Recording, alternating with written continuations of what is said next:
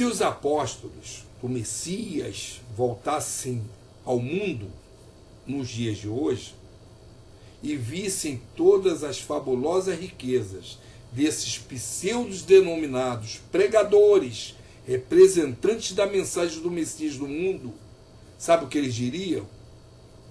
Vês, não podem dizer como nós nos primórdios de nossas pregações messiânicas. Não tenho prata nem ouro. E eles responderiam, é verdade.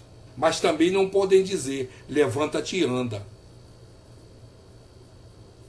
A doutrina paligenética da pré-existência da alma era bem conhecida por Platão e Sócrates e foi muito familiar a Orígenes em sua fase de formação. A pré-existência da alma é o elo perdido da humanidade. Ela esclarece os antigos conceitos da verdadeira mensagem do Messias e o real sentido da vida neste planeta, sem a necessidade de qualquer prática religiosa, fanática ou dogmática. Ou seja, sem igrejas, pastores, padres, gurus, guias espirituais, adivinhos, pajés, curandeiros, feiticeiros, altares, imagens, andores, velas, procissões, sacramentos, concessões de indulgências, paramentos, bebidas alcoólicas ou alucinógenas, incenso, fumo, talismã, amuleto, horóscopo, cartomancia, pirâmides, cristais, rituais, oferendas e outros quaisquer objetos ou forma de culto exterior. A verdadeira mensagem do Messias, compreendida em sua simplicidade e pureza na sua essência, ensina um único caminho a seguir: a prática sublime da caridade para com o próximo. O caminho seguro para aprendermos o significado do que é amar o Criador sobre todas as coisas e a teu próximo como a ti mesmo. Mais nada. Eis a fórmula da libertação da alma. Aqui eles chamam de salvação. Os apóstolos do Messias nunca criaram igrejas ou templos. Eram lugares chamados de Casa do Caminho, lugar de assistência aos desassistidos e estropiados, cansados da vida. Não existia igualdade, mutilados. E com isso, os apóstolos passavam a divina mensagem, ensinavam a divina mensagem do Mestre sobre a nova aliança que ele nos trouxe, dando a essas pessoas esperança para o seu erguimento e resignação pelos sofrimentos vividos. Era isso que eles faziam, era isso o que os pastores, os padres, os papas deveriam estar fazendo. Era esse o ensinamento simples, puro, curto, diminuto. Uma única palavrinha: caridade. Amor ao seu próximo. É só isso, meu irmão. Não precisa de mais nada. Deus não lhe prometeu nada nesse mundo, riqueza, nada disso. Veja a história do rei Salomão, que lá diz que foi Deus que deu a ele, deu nada. Deu nada. Ele conquistou aquilo tudo. Tinha tudo nas mãos. Depois ele descobriu que aquilo tudo não passava de uma porcaria, de uma vaidade. Não serviu para nada, porque a vida dele não passaria de 100 anos. Para quê? Vai morrer, vai ficar tudo aí agora. Para que essa desgraça toda? Onde é que ele vai cair? Aonde caiu o avarento. E vai sofrer, e vai se desesperar. O que adiantou? Se ele tivesse dado um pedaço de pão para o Lázaro, ele não estaria naquela situação. A mensagem é muito simples. Quem complica são os homens. o mestre falava de uma igualdade entre os homens. Mas como é que pode ter igualdade? Tem rico, tem pobre, tem aleijado, tem deficiente, tem isso, aquilo, aquilo outro. Como é que pode ter igualdade? Essa igualdade só pode ser espiritual. Nós somos iguais em espírito, não há diferença. Não tem reis nem rainha. São espíritos iguais. Na terra tem reis e rainhas. Como espíritos somos iguais. Então ele falava a coisa certa. O Messias, quando esteve aqui, uma das coisas que ele mais questionava era exatamente o que fizeram. Transformaram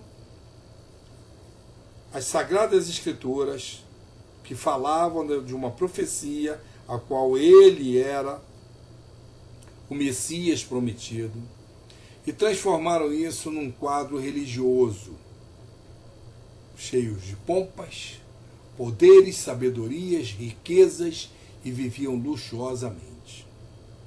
Então, para quem sabe ler, um pingo é letra. Vamos jogar isso no ar? Então vamos lá. Mas ai de vós, escribas e fariseus hipócritas, porque fechais diante dos homens o reino dos céus, e nem vós entrais, nem deixais entrar os que estão entrando. Ai de vós, escribas e fariseus hipócritas, porque rodeais o mar e a terra para fazerdes um prosélito, e quando feito, o tornais filho da Geena, o dobro de vós. Esse Geena aqui, que eles falam, muitos falam que é um inferno, na realidade é onde vivem os mortos. Né? Tornam o local de sofrimento. Então vou repetir. Ai de vós, escribas e fariseus, hipócritas, porque rodeais o mar e a terra, para fazerdes um prosélito, e quando feito, o tornais filho do local do sofrimento, tá? E o dobro de vós, que vai ser o dobro de vós, ou seja, vocês vão sofrer o dobro do que eles vão sofrer. Vocês, escribas e fariseus. Ai de vós, guias cegos, que dizeis: quem jurar pelo templo nada é, mas quem jurar pelo ouro do templo fica obrigado. Nécios e cegos, pois qual é o maior, o ouro ou o templo que santifica o ouro? E quem jurar pelo altar nada é, mas quem jurar pela oferta que está sobre ele fica obrigado. Tolos e cegos, pois qual é o maior, a oferta ou o altar que santifica a oferta? Quem, pois, jura pelo altar, jura por ele e por tudo que está sobre ele. Quem jura pelo templo, jura por ele e por quem nele habita. E quem jura pelo céu, jura pelo trono de Deus e quem nele se senta. Ai de vós, escribas e fariseus hipócritas, porque dizimais a hortelã, o endro e o cominho, e negligenciais os preceitos mais importantes da lei, que são o discernimento, a misericórdia, a caridade e a felicidade. Estas coisas, porém, deveis fazer. Esse se omitir daquelas coisas ali é porque, na realidade, a obrigação era dividir, que o dízimo, no caso, era a comida, era a necessidade essencial de cada um. Era para dividir com os pobres, carentes. É isso? Era para isso. E eles não faziam dessa forma. Eles ficavam com a sua maior parte. E quase não dava nada para ninguém. Então se omitia aquilo, mas o mais importante era falar sobre a nova aliança, sobre a esperança. Guias cegos, que coais um mosquito e engolis um camelo. Coa ali, são mosquitinhos, mas eles estão comendo um camelo. Ai de vós, escribas, porque limpais o exterior do corpo do prato, mas por dentro estáis cheios de rapina e injustiça. Vocês estão comparando bem a história? não está batendo certinho. É isso? Olha como é que é as coisas.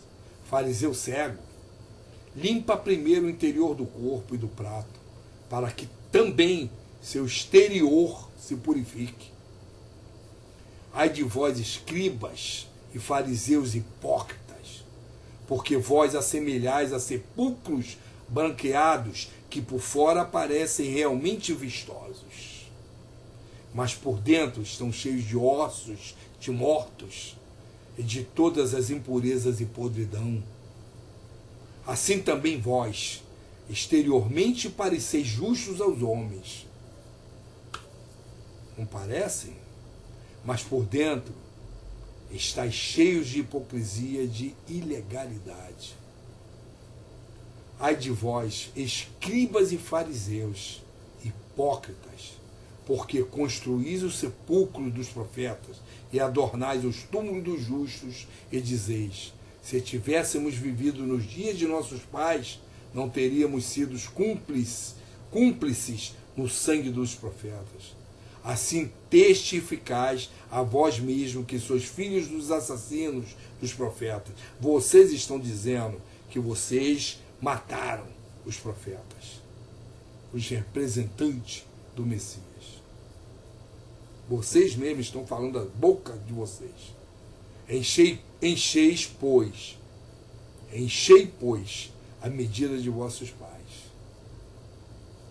Sacramentou. Serpentes, filhos de víboras, como escapareis da discriminação da gênero. O que é discriminação? Aonde você vai ficar lá naquela parte tenebrosa que vocês chamam de inferno? No mais profundo? No meio? Aonde? Em cima? Aonde vão ficar? Vai haver a discriminação. Isso é uma questão de lógica. Né? A cada julgamento a sua discriminação. O que foi que você plantou? Toma. Vai lá e colhe. É assim. É isso. Por isso é que vos envio profetas, sábios escribas. A uns matareis e crucificareis, e a outros açoitareis nas vossas sinagogas e perseguireis da cidade em cidade. Mataram ou não mataram muitos seguidores do Messias? Quantos profetas morreram? Hein? Quantos apóstolos? O que eles fizeram? Isso aí. É isso? Tá bom. De tal forma que venha sobre vós todo o sangue dos justos, que se derrama sobre a terra, desde o sangue de Abel, o justo, até o sangue de Zacarias, a quem mataste entre o santuário e o altar. Em verdade vos digo que tudo isto virá sobre esta geração. Então, se a gente falar isso hoje, é sobre esta também. Porque é como nós estamos vivendo. Não vai cair na história que isso aí era para o judeu, não é para a gente não. Nós vivemos em outro mundo. Mas a gente segue. Não é isso? Uma religião que diz que é dele, que é da doutrina dele. Então a gente sabe o que está fazendo. Por aí. Mas ai de vós, fariseus, porque dais o dízimo da hortelã, da arruda e de todas as hortaliças, e desprezais o discernimento e o amor de Deus. Estas coisas, porém, deveis fazer, se omitis aquela. Estou repetindo algumas partes, porque está em outro profeta, ou vem de um outro apóstolo. Ai de vós, fariseus, porque gostais das primeiras cadeiras nas sinagogas e das saudações das praças. Ai de vós, porque sois semelhantes aos túmulos invisíveis, sobre os quais passeiam os homens sem saberem. Olha só, que frase interessante isso, né? Ai de vós, porque sois semelhantes aos túmulos invisíveis. Existem túmulos invisíveis, sobre os quais passeiam os homens sem saberem. Interessante.